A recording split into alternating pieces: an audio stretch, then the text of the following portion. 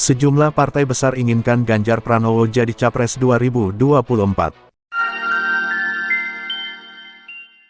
Setelah melalui musyawarah dan diskusi yang mendalam, dengan mengucapkan Bismillahirrahmanirrahim, Bapak Haji Ganjar Pranowo, SHMIP, sebagai calon Presiden Republik Indonesia pada pemilihan umum Presiden Republik Indonesia tahun 2024 yang akan datang.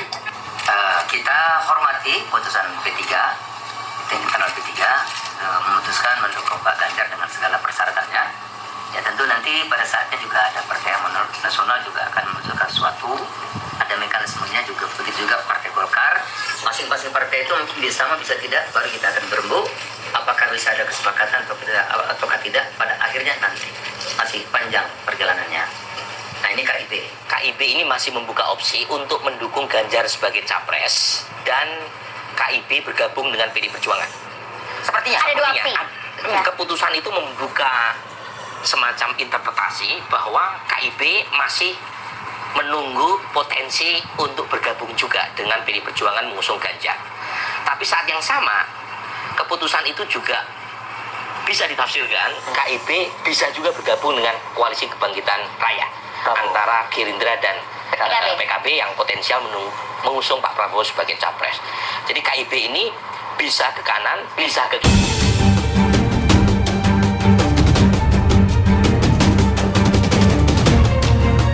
Sejumlah partai besar inginkan Ganjar Pranowo jadi Capres 2024.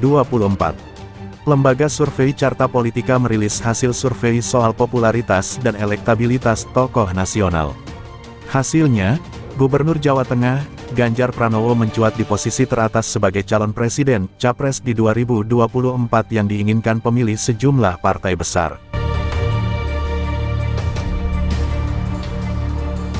Direktur Eksekutif Carta Politika, Yunarto Wijaya mengatakan, mayoritas pemilih PDI Perjuangan menginginkan Ganjar Pranowo sebagai capres.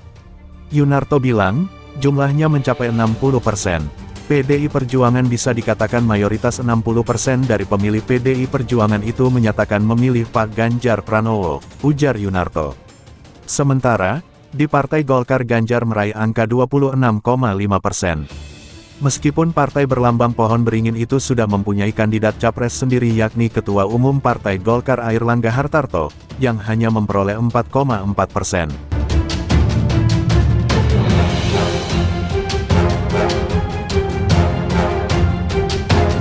Beberapa temuan menarik yaitu Pak Ganjar Pranowo bersaing dengan pemilih PKB yang menyatakan memilih Anies Baswedan, ucap Yunarto. Yunarto melanjutkan, di PKB Ganjar memimpin perolehan persentase 31%. Disusul Gubernur DKI Jakarta, Anies Baswedan dengan angka 26% dan Gubernur Jawa Timur, Khofifah Indar Parawangsa sebanyak 13%.